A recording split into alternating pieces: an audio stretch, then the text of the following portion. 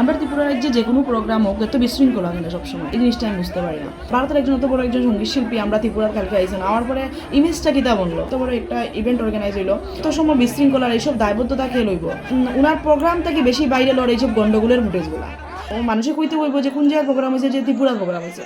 আর প্রোগ্রামও কিন্তু হয়েছে, প্রোগ্রামে এই ধরনের বিশৃঙ্খলা হয়েছে, কেউ মোবাইল হারিয়ে গেছে, ভিড়ের মধ্যে দিয়ে ঢুকতে শরীরে হাতে পায়ে দুঃখ পাইছে, ভিআইপি বাস থাকা সত্ত্বেও অনেকে ভিতরে এন্ট্রি লইতে পারছে না, যে এন্ট্রি লইছে কোনো কাজে বাইরে আইতে পারছে না, কেউ চশমা ভাঙি গেছে, বাচ্চা পর্যন্ত হারিয়ে গেছে, পর্যন্ত গন্ডগোল হয়েছে এই ইভেন্টে। জিনিসের দায়বদ্ধতা কে নিব? প্রশাসন নিব না লোকাল ইভেন্ট ম্যানেজমেন্ট নিব বা সরকার নিব? এরকমও শোনা যায় যে 20,000 মানুষের সিট ক্যাপাসিটি, এখানে 40,000 মানুষের পাস দেওয়া হয়েছে। সিটের তুলনায় যদি মানুষ বেশি হয় তাইলে তো ধাক্কাতে কি হইব?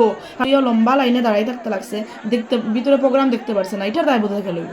বিভিন্ন টিয়ান বলিয়া কথা, মানুষ আইব, অনেক বেশি ভিড় হইব, এটা স্বাভাবিক ব্যাপার। এই গ্রাউন্ডের যদি এতটুকু ক্যাপাসিটি নাই, তো অন্য কোনো গ্রাউন্ড এখানে ইভেন্টারে ম্যানেজ করা হইলো না। ত্রিপুরা রাজ্যে একটা বদনাম হয়েছে, প্লাস এত মানুষের বিশৃঙ্খলা হয়েছে, মানুষ আহত, অনেক মানুষ আহত হয়েছেন লাঠিচার্জের ফলে।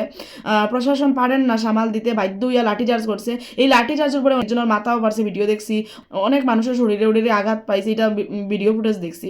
এত বড় একজন সিঙ্গারের যখন প্রোগ্রাম আমরা রাখছি, তখন উচিত আছিল যে যথাযথভাবে সব কিছু আগের থেকে দেখা। আমরা যদি একটা প্রোগ্রাম রাখি তাইলে সব কিছু একটা লিস্ট রেডি করি, এইটার এই হিসাবে কাজ চলে। পুরা রাজ্যে এত বড় যখন একটা ইভেন্ট হর, সিট 20,000, মানুষ 40,000, কেমনে পসিবল হইবে? বাচ্চারা আহত হয়েছে, বড়রা আহত হয়েছে। আমি সরকারের কাছে অনুরোধ করবো, যাদের ক্ষয়ক্ষতি হয়েছে, যারা আহত হয়েছে, তারা খোঁজ খবর নিতা, এই পরিমাণটুকু একবার দেখতা।